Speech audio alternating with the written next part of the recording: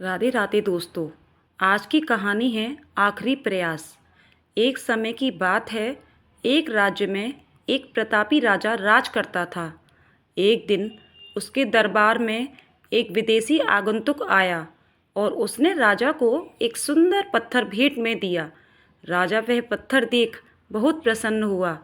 उसने उस पत्थर से भगवान विष्णु की प्रतिमा का निर्माण कर उसे राज्य के मंदिर में स्थापित करने का निर्णय लिया और प्रतिमा निर्माण का कार्य राज्य के महामंत्री को सौंप दिया। महामंत्री गांव के सर्वश्रेष्ठ मूर्तिकार के पास गया और उसे वह पत्थर देते हुए बोला, महाराज, मंदिर में भगवान विष्णु की प्रतिमा स्थापित करना चाहते हैं। 7 दिन के अंदर इस पत्थर से भगवान विष्णु की प्रतिमा तैयार कर राजमहल पहुंचा देना। इसके लिए तुम्हें 50 स्वर्ण मुद्राएं दी जाएंगी।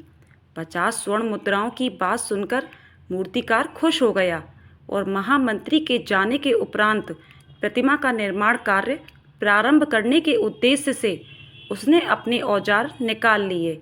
अपने औजारों में से उसने एक हथौड़ा लिया और पत्थर तोड़ने के लिए उस पर हथौड़े से वार करने लगा, किंतु पत्थर जस का तस रहा। मूर्तिकार ने हथौड़े के कई वार पत्थर पर किए, किंतु पत्थर नहीं टूटा। 50 बार प्रयास करने के उपरांत मूर्तिकार ने अंतिम बार प्रयास करने के उद्देश्य से हथौड़ा उठाया तो उसने यह सोचकर अपना हाथ खींच लिया कि जब 50 बार वार करने से भी पत्थर नहीं टूटा तो अब क्या टूटेगा। वह पत्थर लेकर वापस महामंत्री के पास गया और उसे यह कहकर वापस कर दिया कि इस पत्थर को तोड़ना नामुमकिन है, इसलिए इससे भगवान विष्णु की प्रतिमा नहीं बन सकती। इधर महामंत्री सोच में पड़ जाता है, क्योंकि राजा का आदेश हर स्थिति में पूरा करना था। इसलिए उसने भगवान विष्णु की प्रतिमा निर्माण करने का कार्य गांव के एक साधारण से मूर्तिकार को सौंप दिया। पत्थर लेकर मूर्तिकार ने महामंत्री के सामने ही उस पर हथौड़े से प्रहार किया और वह पत्थर एक बार में ही टूट गया। पत्थर टूटने के बाद मूर्तिकार प्रतिमा बनाने में जुट गया।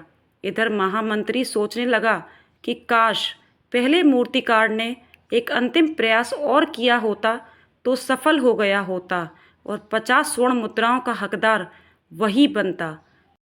सीख।